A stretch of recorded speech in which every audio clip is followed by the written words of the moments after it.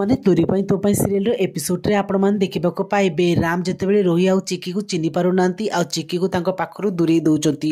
ଏତେବେଳେ ପରିବାର ଲୋକ ଆଉ ଚିକି ବ୍ୟସ୍ତ ହେଇଯିବେ ଆଉ ସେମାନେ ଡକ୍ଟରଙ୍କ ପାଖକୁ ଯାଆନ୍ତି। ଆଉ ଡକ୍ଟର ଏତେବେଳେ କହିବେ ଯେ ରାମଙ୍କ ବ୍ରେନ୍କୁ ମାଡ଼ ହେବା ସକାଶେ ରାମ ପ୍ରାୟ 7 ବର୍ଷର କଥାକୁ ଭୁଲି ଯାଇଛନ୍ତି ଆଉ ତାଙ୍କ ମେମୋରି ଫେରିବାକୁ ବହୁତ ଟାଇମ୍ ଲାଗିବ ଆଉ ସେଥିଲାଗି ସେ ଛୋଟ ପିଲା ପରି ହୁଅନ୍ତି। ଏହାକୁ ଦେଖି ପରିବାର ଲୋକ ବ୍ୟସ୍ତ ହେଇଯାଆନ୍ତି ଆଉ ଏତେବେଳେ ଚିକି କହିବେ ମା ତୁ ତ ମୋ ରାମକୁ ବଞ୍ଚେଇ ଦେଲୁ, ସେଇଟା ମୋ ପାଇଁ ବହୁତ ବଡ଼ କଥା।